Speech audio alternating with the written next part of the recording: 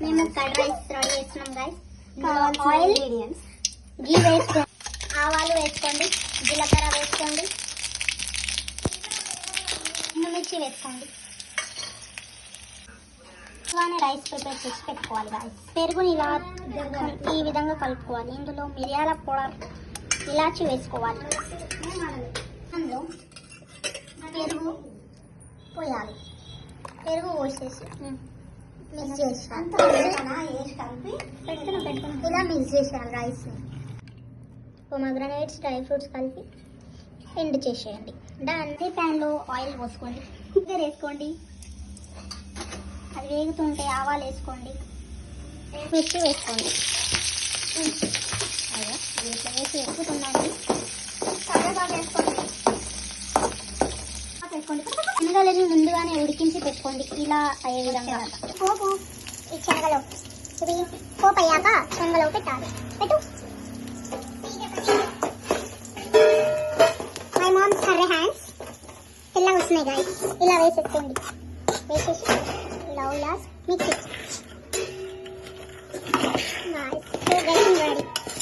ఇది పులిహోరకి ఎండుమిర్చి, పచ్చిమిర్చి, ఉల్లిగడ్డ, కరివేపాకు, శనగలు.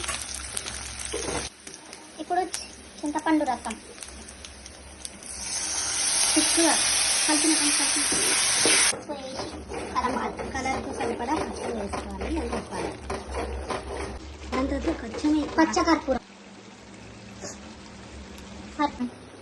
సాల్ట్ తగినంత, నూనె ఇలా పైంచి తేలే వరకు ఉడికించాలి రసం. ఒకవేళ ఇలా తేలితే ఉడికినట్టు.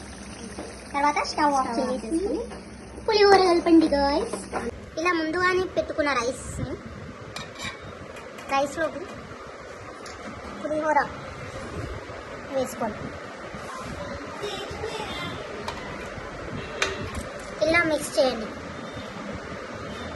పులిహోర అయితే అయిపోయింది. పాయసంకి వాటర్, షుగర్ వేసి ఇవి వేసేయాలి. ఉండ్రాల పాయసం. డ్రై ఫ్రూట్స్ వేయండి, కలపాలి. ఇలా మసులుతుంటే ఉండ్రాల పాయసం. కలుపుతూ వేస్తుండాలి. ఇలా ఉండలు పడిద్ది. ఇలా కలుపుతూ ఉండాలి. కలుపుతూనే ఉండాలి, లేదా మాడిపోయింది. ఇలా తిక్కుగా కావాలి. ఇలా కలుపుతూ ఉండాలి, అడుగు పట్టకుండా. పచ్చి పౌడర్ కోసం గీ వేయండి. గీ వేసి కలపండి. రవ్వ లడ్డూలు.